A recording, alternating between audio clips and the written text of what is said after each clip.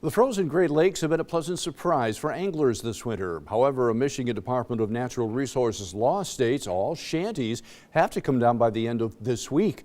Meteorologist Ahmed Baji in the studio now with more. All right, thanks, Bill. Now, a state law says all shanties have to be down off the ice by midnight on March 1st. While you cannot keep your shanty on the ice for days at a time, after that point, the ice fishing season is actually far from over.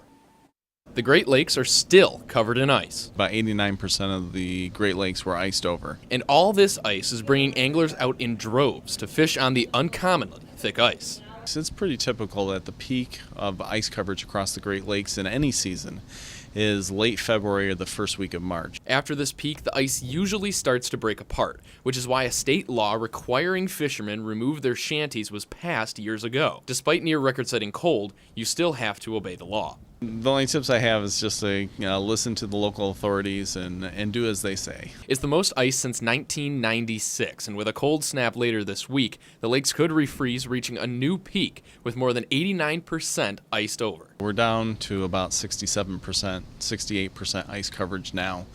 It's still a lot of ice. Most of the ice that's out there is pretty thick too, at 12 to 28 inches.